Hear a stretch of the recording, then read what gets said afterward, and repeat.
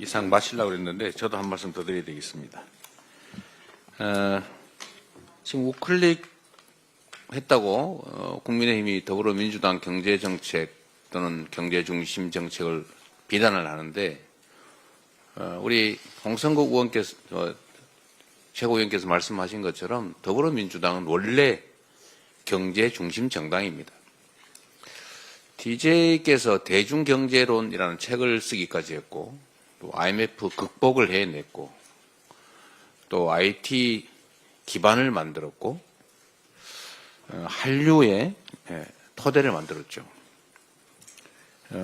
노무현 대통령 아시는 것처럼 한미 FTA를 통해서 대한민국의 성장의 기틀을 만들었습니다. 문재인 정부 역시 신남방 정책으로 경제 영토를 넓히기 위해서 애를 썼죠.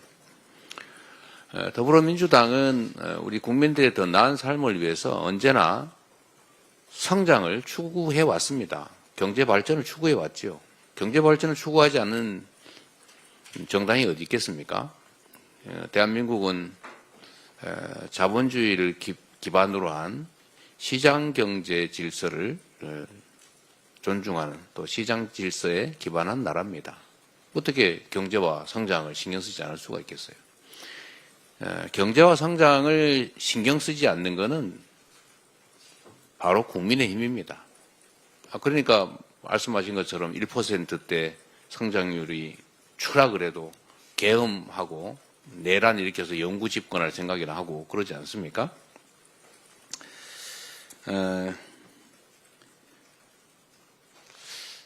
더불어민주당이 최근에 이 상속세 문제에 좀 시정을 하자 이렇게 얘기를 했습니다. 우리 이현주 최고위원이 적절하게 지적하신 것처럼 지금 28년 전에 만든 면세 기준,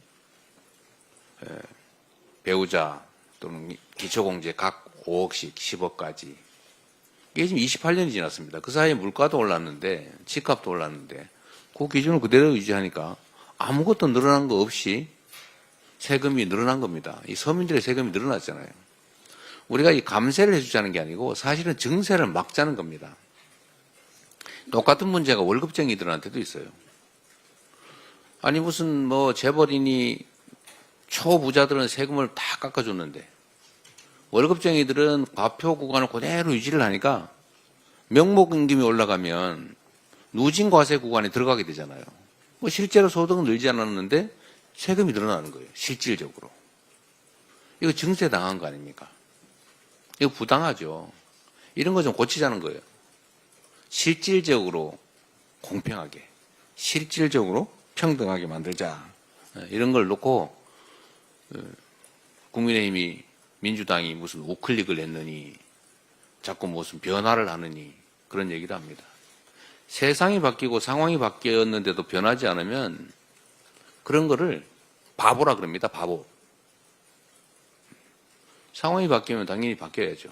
지금 대한민국 경제가 얼마나 나쁩니까? 더불어민주당은 그간에 성장을 추구하되 그 성장이 공정하도록 해왔던 겁니다. 즉 국민의힘 쪽이 보수정당, 요즘 뭐 보수정당도 아닌데 이 파쇼정당, 범죄정당, 이 파쇼 범죄정당이 해왔던 것처럼 분배나 서민의 삶이나 민생이나 공정함 이런 것들을 도외시했지 않습니까?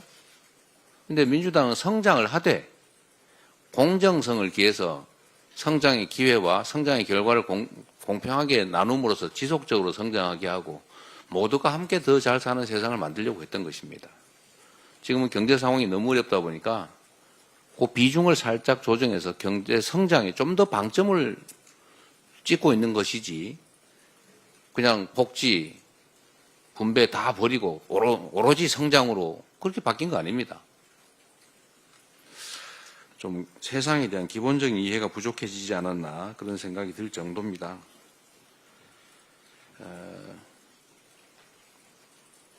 경제 문제에 관한 한 제가 확실하게 말씀드릴 수 있습니다.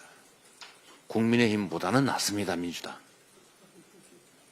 아무리 부족하고 못나도 국민의힘보다는 분명히 낫습니다. 제가 장담하는데 제가 계속 저걸 쳐다보고 있잖아요, 매일. 오늘 다행히 환율이 1441원까지 좀 내려가고 있어서 다행인데, 코스피 지수가 지금 2500에서 겨우 2600대로 겨우 턱걸이 하고 있어요. 민주당이 집권을 하면 특별한 변화 없이도 저게 2000대인데 저 3000대 찍을 겁니다. 왜 그러냐? 아주 단순해요. 일단 시장이 공정해질 것입니다. 주가 조작하면 혼낼 거예요. 주가 조작해서 수십억씩 수백억씩 벌고 수만 명, 수십만 명한테 피눈물을 흘리게 해도 아무도 책임을 묻지 않으니 누가 투자하려고 그러겠어요. 뭐 외국인 투자자들이 웬만해서 투자하겠습니까? 이런 불공정한 나라에. 불공정이 증명되고 있잖아요. 이 불투명성이. 그리고 멀쩡한 회사 쪼개가지고 자회사 만들어서 마음대로 주가 떨어뜨리는 소수의 대주주가 이익 보는 이런 거 고쳐야 되잖아요. 상법 개정해야죠. 원래는 자본시장법을 개정해야 됩니다. 근데 자본시장법을 개정하려니까 국민의힘이 반대하잖아요. 그러니까 할 수 없이 상법 개정을 하고 있는 거예요. 그리고 한반도 평화 문제가 주가에 영향을 미치지 않습니까? 지금 한반도의 군사적 긴장이 커지니까 코리아 디스카운트가 심해져서 이 주가에 영향을 줘요. 그게 5%라고 해도 얼마입니까? 엄청나죠. 근데 민주당이 대화하고 한반도를 좀 더 안정시키면 당연히 주가가 올라가겠죠. 그리고 지금 국민의힘 정권처럼 맨날 거짓말에 남 헐뜯기나 하고 집권당인지 산당인지 알 수 없는 이런 행태를 계속 보이면 산업 경제 정책이 사라지지 않습니까? 도대체 이 나라의 경제 방향이 뭔지 산업 정책이 뭔지 전혀 몰라요. 그래서 산업 경제 정책 명확하게 하고 방향을 제시하면 그것도 역시 주식시장에 영향을 미칠 겁니다. 이런 몇 가지만 기본적으로 개선돼도 왜 2500대에서 저렇게 헤매고 있겠어요? 경제는 민주당 빈말로 하는 게 아닙니다. 그리고 하나 더 붙여서 경제는 민주당뿐만 아니라 안보도 민주당입니다. 이게 농담이 아닙니다. 이게 지금 숫자로 증명할 수 있는데 실제로 여러분 생각해 보세요. 냉정하게. 보수 정권이 집권했을 때 국방비하고 진보 정권, 이 민주 정권이 집권했을 때 국방비 비교해 보십시오. 명확하잖아요. 국방 예산 대폭 늘은 게 다 민주 정권 때 아닙니까? 또 방위산업 발전한 거 다 민주당 정권 때 아닙니까?